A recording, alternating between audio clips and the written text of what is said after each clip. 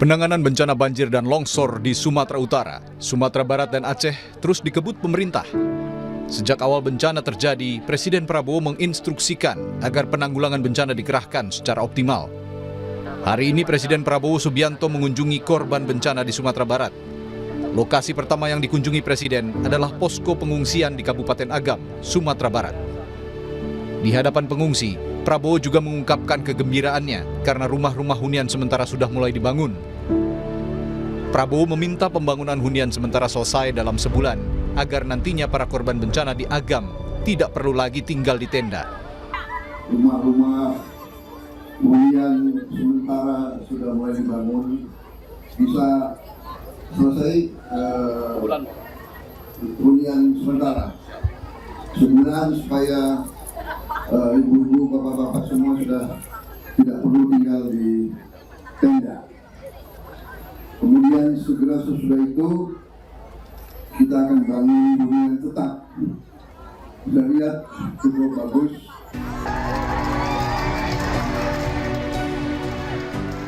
Tak hanya di Sumbar, pada 12 hingga 13 Desember lalu, Presiden juga memantau langsung kebutuhan warga terdampak bencana di Aceh dan Sumatera Utara. Presiden memastikan langsung kondisi pengungsian dan kebutuhan warga terdampak bencana dapat terpenuhi secara optimal. Sejak bencana terjadi, setidaknya ada 3 kali kunjungan Presiden ke lokasi bencana. Meski pemerintah tidak menetapkan status bencana nasional, namun Presiden Prabowo Subianto sejak awal memastikan dan menginstruksikan jajarannya untuk mengerahkan setiap sumber daya negara bagi bencana di Sumatera. Sementara itu, sejak bencana menerjang 3 pekan lalu, sejumlah warga di Aceh Tamiang, Aceh, mengaku masih kesulitan mendapatkan air bersih.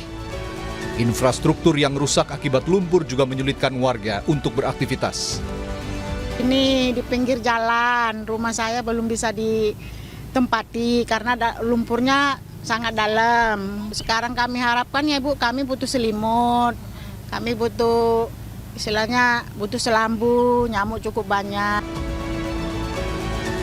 Warga terdampak bencana berharap pemulihan bisa lekas dilakukan, termasuk membuka akses bantuan seluas-luasnya agar kebutuhan warga bisa tercukupi secara merata. Tim Liputan, Kompas TV.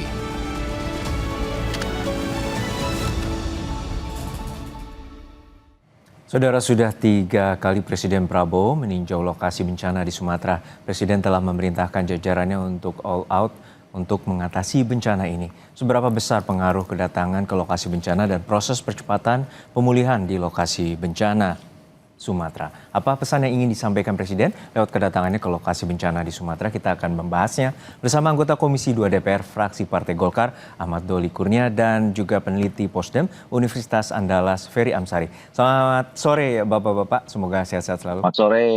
Ya, kita ke Bang Doli. Bang Doli, untuk saat ini sudah 3 pekan, kemudian Presiden juga telah 3 kali mengunjungi Aceh, 3 kali mengunjungi Sumatera Utara, dan saat ini di Sumatera Barat.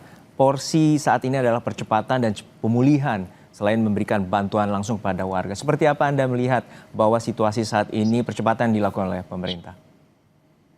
Iya, saya kira ini satu tindakan yang konkret ya. Jadi Presiden hands on, jadi mengambil alih langsung proses penanggulangan bencana yang ada di 3 provinsi itu. Dan tadi seperti diketahui, ya sudah berkali-kali sebetulnya bolak-balik mundar-mandir, dan tidak hanya seorang presiden, tapi kehadiran presiden itu kan pasti diikuti menteri-menterinya, dan kemudian ketika presiden pulang pun menteri-menterinya juga saling bergantian. Nah, jadi artinya perhatian terhadap masyarakat kita di sana itu cukup serius dilakukan oleh pemerintah kita ya. Nah, saya waktu itu kan juga sempat ada diskusi ya tentang apakah perlu penetapan status status bencana nasional atau tidak gitu ya.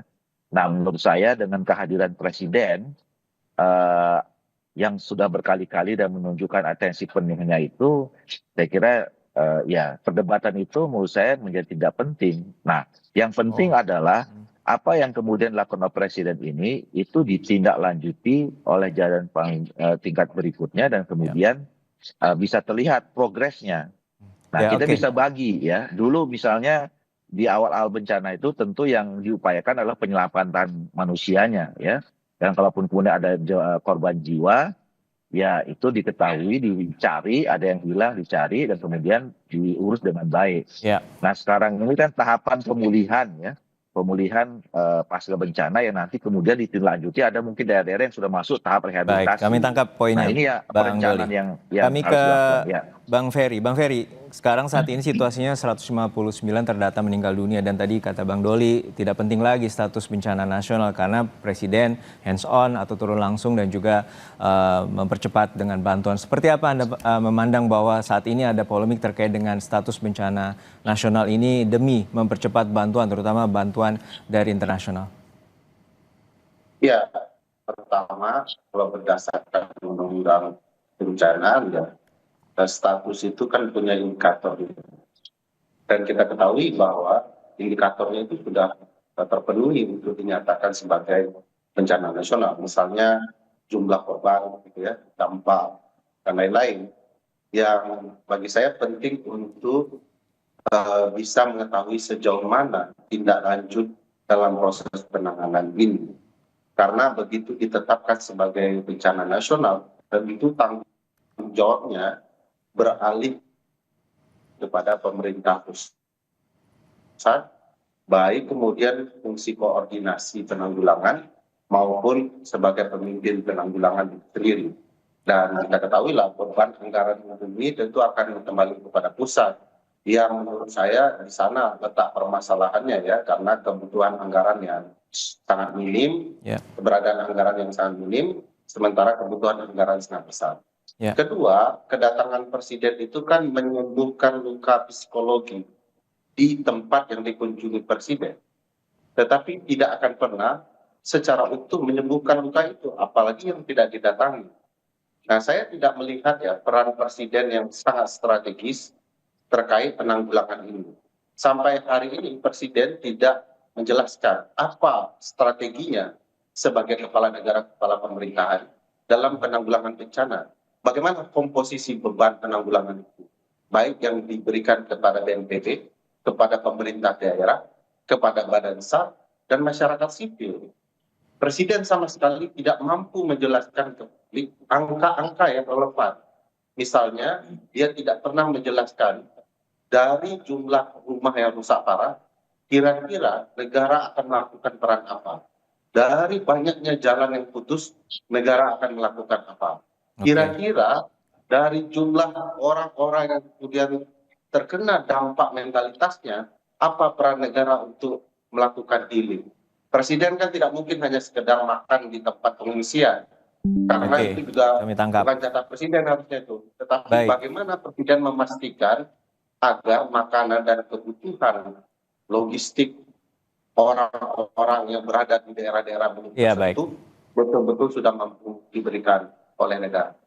Ya, untuk saat ini ada bantuan personel dikerahkan dan juga ada bantuan huntara, namun tentu unitnya masih dalam penggodokan dan juga masih dalam penetapan melihat dari dampak 3,2 juta warga yang terdampak akibat banjir bandang. Lalu seperti apa Bang Doli? Tadi Bang Ferry menyatakan bahwa ini belum ada langkah strategik, terutama untuk rehabilitasi ke depan dan pemulihan lebih menyeluruh.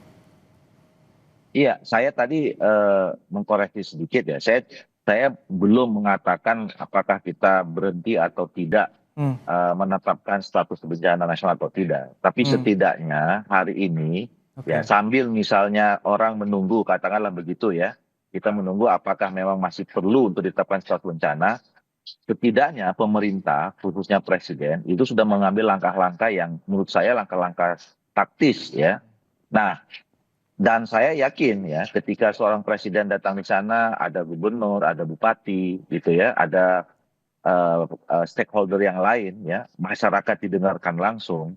Ya saya berkeyakinan sekali sebetulnya pasti akan sudah ada pembicaraan-pembicaraan yang lebih konkret bicara tentang bagaimana mengatasi atau langkah-langkah berikutnya seperti apa. Menarik kalau tadi Anda bilang bahwa bantuan asing itu tetap diperlukan juga, maksud Anda?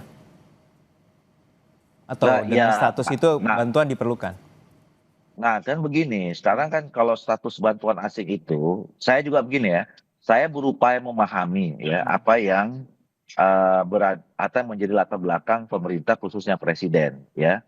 Kan berkali-kali mengatakan Pak Presiden mengatakan bahwa kita negara yang besar, ya. Kalaupun kemudian kita diterpa masalah, diuji oleh bencana, kita harus yakin kita bisa menyelesaikannya dengan tangan sendiri, kira-kira begitu. Nah, itu yang sekarang ditunjukkan oleh presiden, ya. Dan saya kira keyakinan itulah yang membuat kenapa sampai sekarang masih penuh pertimbangan diangkatnya status nasional bencana ini secara nasional, gitu ya. Ya, Supaya walaupun menunjukkan bahwa dan itu dikonkretkan langsung bahwa memang langsung presiden turun berkali-kali ke sana menunjukkan bahwa memang ya walaupun Indonesia dia berupaya juga menyelesaikannya. kerap aktif ya untuk memberikan bantuan pada saat negara sahabat tengah dilanda bencana dan juga saat ini beberapa negara membangun solidaritas untuk membantu Indonesia, namun saat ini terbentur oleh peraturan.